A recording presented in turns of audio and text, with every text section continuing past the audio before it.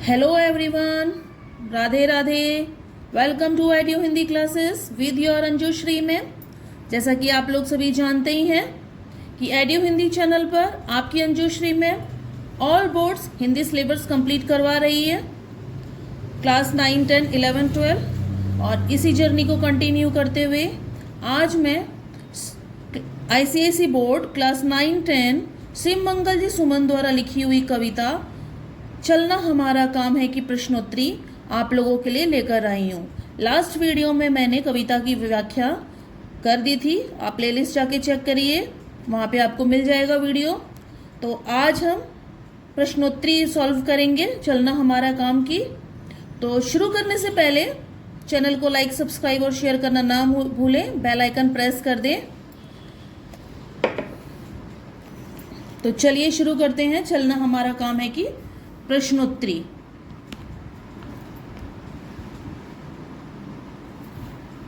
Question number 1 लेते हैं।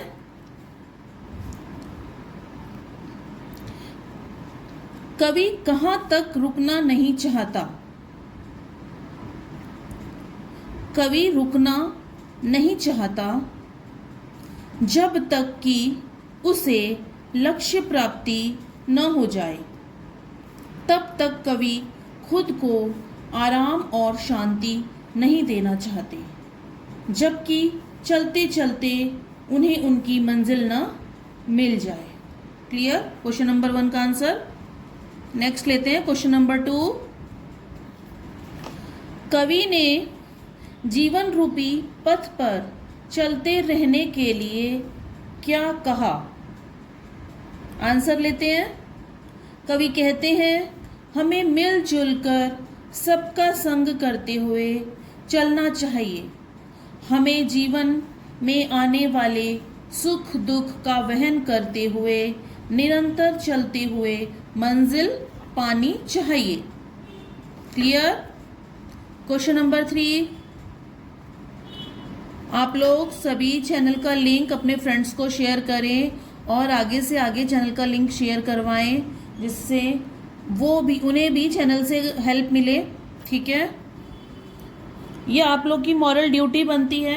ये भी एक तरह की सेवा होती है कि हम विदाउट एनी कॉस्ट अगर हम किसी को कुछ प्रोवाइड कर रहे हैं तो हम आगे से आगे उसके लिए सबको बताएं, अवेयर करें। ठीक है, तो आपका भी भला हो, सबका भला हो। ठीक है, और मुझे भी संतुष्टि मिले कि ज़्यादा से ज़्यादा लोगों तक मेरा कंटेंट पहुंच रहा है।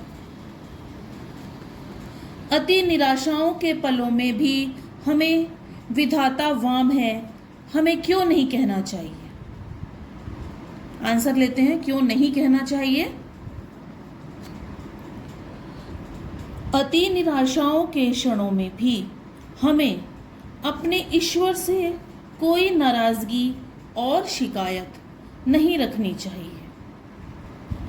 मनुष्य को जीवन में कई तरह की कठिनाइयां का सामना करना पड़ता है। सुख दुख जीवन यात्रा के अंग हैं, अतः हमें घबराना नहीं चाहिए। इसलिए हमें अपने लक्ष्य और मंजिल को पाने के लिए निरंतर अग्रसर रहना चाहिए।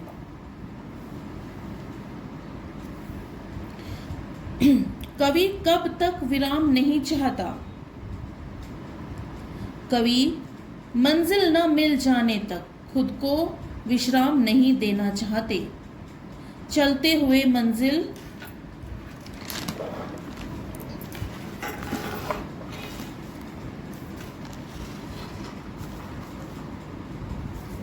प्राप्त कर लेने पर ही कवि विश्राम करना चाहते हैं। क्वेश्चन नंबर 5, और यही कविता का मूल भाव भी होगा, यही मूल भाव भी बनता है कविता का। अगर क्वेश्चन आ जाता है चलना हमारा काम है, कविता का मूल भाव क्या है? तो क्वेश्चन चलना हमारा काम है, कविता के द्वारा कवि क्या पैगाम देना चाहते हैं। ठीक है, और ये मूल भाव भी बन जाता है आंसर में। शिव मंगल जी सुमन द्वारा लिखित कविता चलना हमारा काम है कविता एक प्रेरणादायक कविता है। कवि मानते हैं कि मनुष्य को हमेशा कर्म करते हुए निरंतर अपने पथ पर चलते रहना चाहिए। अपने पथ पर चलते रहना चाहिए। हो सकता है जीवन में पूर्ण रूप से सुख शांति न मिले, पर फिर भी परेशान होकर रुकना ठीक नहीं। हमें पूरी निष्ठा और लगन के साथ साहस बनाए हुए अपनी मंजिल को प्राप्त करने की मंजिल तय करनी चाहिए। मंजिल भी कह सकते हैं, सफ़र भी कह सकते हैं। हमें रास्ते में आने वाली सभी रुकावटों का डट कर सामना करना चाहिए, क्योंकि यही हमारा जीवन है और कर्म करता हुआ मनुष्य ही जीवन में आगे बढ़ते हैं। कवि इस कविता के माध्यम से यही संदेश देना चाहते हैं और यही इस कविता का मूल भाव है। ठीक है, यही मूल भाव भी है। मेन उद्देश्य क्या है कवि का हमें बताने का, ये उद्देश्य है। क्लियर। क्वेश्चन नंबर 6 लेते हैं।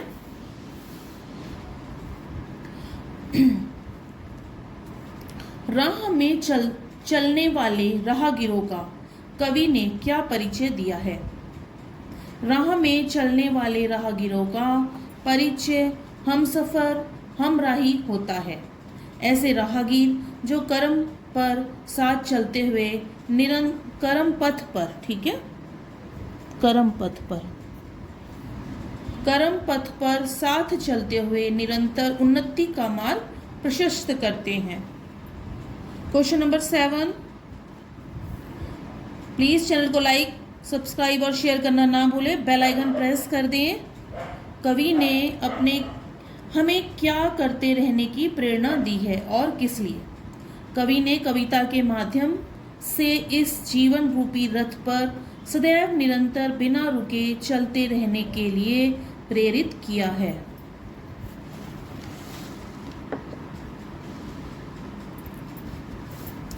वे कहते हैं, जीवन में सुख दुख आशा निराशा और रुकावटें तो आती रहती हैं, पर हमें इनसे डर के हार नहीं माननी चाहिए, क्योंकि जो इन कठिनाइयों से हार मान लेता है वह कभी मंजिल को नहीं पाता। अतः हिम्मत से इनका मुकाबला करते हुए अपने लक्ष्य को पाने के लिए चलते रहना चाहिए, क्योंकि चलना हमारा काम है। क्वेश्चन नंबर 8, कवि ने बोझ बांटने की बात क्यों कही। कवि का मानना है, राह में चलते हुए एक दूसरे की बात कहने और सुन लेने से मन का बोझ हल्का हो जाता है, मानसिक शांति और सुकून मिलता है। होता है ना, आप लोग की स्कूल लाइफ में भी आपकी कोई बात होती है, जब तक आप अपने फ्रेंड से शेयर नहीं कर देते हैं तब तक आपका मन हल्का नहीं होता, आप उतावले रहते हैं उस बात को कहने के लिए। इसी तरीके से लाइफ के स्ट्रगल में भी अगर हम अपने कोई भारी से भारी कोई ऐसी बात है जो हम किसी से शेयर कर देते हैं, कोई किसी ऐसे से जो बहुत ही हमारा ख़ास है, तो हम हल्का फील करते हैं। हर किसी से भी हम नहीं कहते हैं कि अपनी बात शेयर करनी चाहिए, लेकिन कोई एक ऐसा स्पेशल सबकी लाइफ में होता है जिससे हम अपनी बात शेयर कर सकते हैं। और अगर किसी की लाइफ में कोई स्पेशल पर्सन नहीं है, कोई ऐसा फ्रेंड नहीं है, तो आप ईश्वर के सामने, प्रभु के सामने, एकांत में शीशे के सामने बैठकर अपनी बात को बोल दें, बस बोल दें। आप देखिएगा आपको हल्का फील होगा। ठीक है, दिमाग की थकावट दूर होती है और साथ ही आप में प्रेम और सौहार्द भी बढ़ता है, क्योंकि विश्वास बढ़ता है ना, और एक दूसरे के प्रति विश्वास बढ़ता है। ठीक है, क्यों बढ़ता है? क्योंकि आपने उससे अपनी बात कही, उसने आपकी बात रखी, उसने आपकी बात का मजाक नहीं बनाया, उसने आपकी बात को बहुत सहजता से और तरीके से लिया, उस बात की इज्जत की, तो आपका विश्वास बढ़ा उसकी तरफ, है ना। अच्छा हुआ तुम मिल गई से कवि का क्या तात्पर्य है? कवि का मानना है, अकेला रास्ता बहुत असहज, कठिन और लंबा प्रतीत होता है। किसी हमराही राहगीर के साथ देने से रास्ता सरल, सुगम और आसानी से कट जाता है और यात्रा की परेशानियों और थकावट का पता ही नहीं चलता। ठीक है। क्वेश्चन नंबर 10, कवि दर दर क्यों नहीं खड़े रहना चाहते? कवि कहते हैं जब उनके पैरों में इतनी प्रबल शक्ति और तेज रफ्तार है जिससे वह तीव्र गति से चल सकें, तो वह क्यों दर दर खड़े रहें जिसकी ज़रूरत ही नहीं है कहीं। ठीक है। जब ज़रूरत ही नहीं है खड़े रहने की, जब हमें पीछे से ईश्वरीय शक्ति मिल रही है, इतनी प्रबल तेज मिल रहा है हम लोग को हमारे पैरों में, तो फिर हम क्यों रुके रहे? हम रुक ही नहीं सकते, हम एक जगह खड़े रह ही नहीं सकते। ठीक है। क्वेश्चन नंबर 11 लेते हैं। क्योंकि ये यूनिवर्स, ये शक्ति, ये प्रबल शक्ति, ये हमें आगे की तरफ धकेलती है, ये बहाव हमें आगे की तरफ ले जाता है, और जहाँ रोकना होता है तो हमें खूब इंडिकेशन मिल जाता है कि अब रुकना है, अब नहीं चलना है। ठीक है। सुख और दुख को किस तरह से लेना चाहिए? जीवन में सुख और दुखों को हमें बहुत सहजता से लेना चाहिए, क्योंकि इनका चक्र निरंतर चलता रहता है।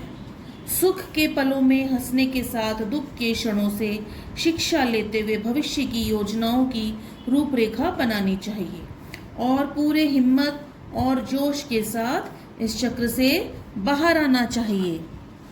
ठीक है। एक चक्र खत्म होता है, दूसरा चक्र शुरू होता है। आपकी एक यात्रा खत्म होती है, निरंतर दूसरी यात्रा शुरू हो जाती है, हमारा दूसरा लक्ष्य बन जाता है। एक लक्ष्य, एक गोल हमारा कंप्लीट होता है, हमारा दूसरा गोल स्टार्ट हो जाता है।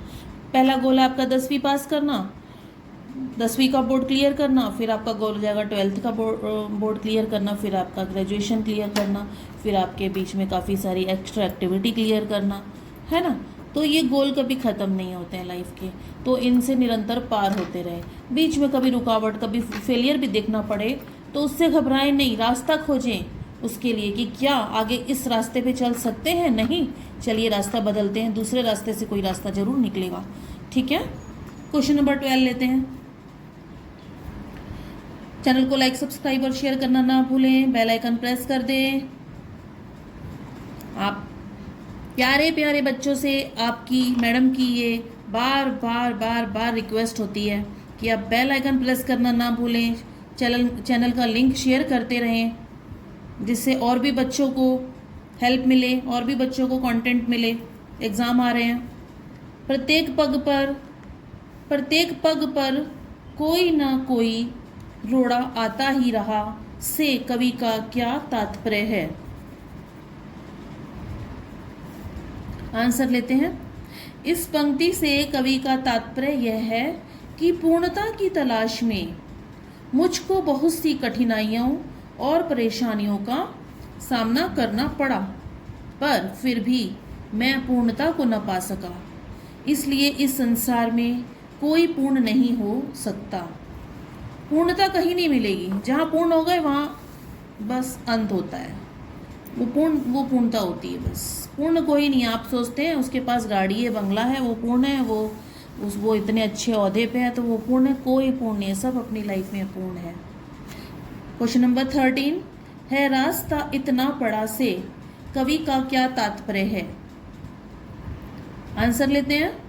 कवि इस पंक्ति के माध्यम से कहना चाहते हैं कि जब हमारे सामने रास्ता पड़ा हो और हमें अपनी मंजिल पर बढ़ने का इशारा कर रहा हो, तो हमें उस पर निस्संदेह चलना चाहिए, क्योंकि रुकने से कुछ हासिल नहीं होता।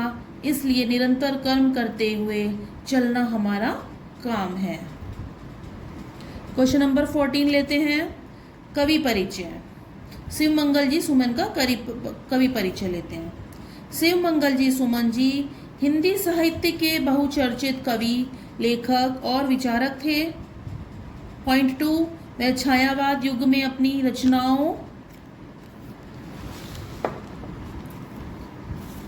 से चर्चित हुए। पॉइंट 3, इनका जन्म उत्तर प्रदेश उन्नाव जिले में हुआ। पॉइंट 4, इनकी काव्य भाषा सहज, सरल और संगीतात्मक है, जिसमें हमें गहरी दार्शनिकता की झलक दिखती है। पॉइंट 5, सुमन जी ने कविता, गज़ल, निबंध और आलोचनात्मक लेखों के अलावा विविध श्रेणी में रचनाओं का सृजन किया। पॉइंट 6, हिल्लौल प्रलय सृजन, विश्वास बढ़ता ही गया और जीवन के गान शामिल हैं। इनकी विशेष रचनाएं हैं, ठीक है, विशेष कृतियां इनकी। इन्हें साहित्य अकादमी पुरस्कार के साथ साथ कई और सम्माननीय पुरस्कार प्राप्त हुए। इनके लेख सदैव जीवन को नई ऊर्जा और प्रेरणा से भरते रहेंगे। इसी के साथ चलना हमारा काम है शिव मंगल जी सुमन द्वारा लिखी हुई कविता, अद्भुत सुंदर प्रेरणादायक कविता की प्रश्नोत्तरी आज यहीं पर ख़त्म होती है। और ये चैप्टर का जो सीरीज़ है वो भी पार्ट 2 में ही ख़त्म हो जाता है। आप लोग स्क्रीनशॉट ले लीजिए। ये कविता बहुत ही प्रेरणादायक है, हर युग में ये कविता प्रेरणादायक बनी रहेगी। बहुत सुंदर, अद्भुत, प्रेरणादायक कविता है ये।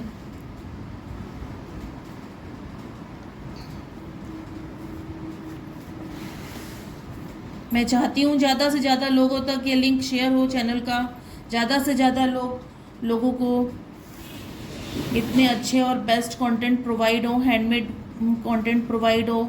और कोई नीडी है तो वो मुझे कमेंट बॉक्स में आके कमेंट करें, मैं नोट्स भी आप लोग को प्रोवाइड करूँगी।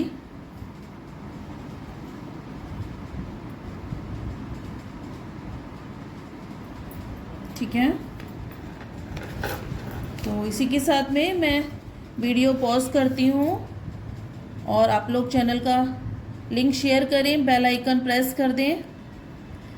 राधे राधे, जय Shri Krishna, bye, study hard.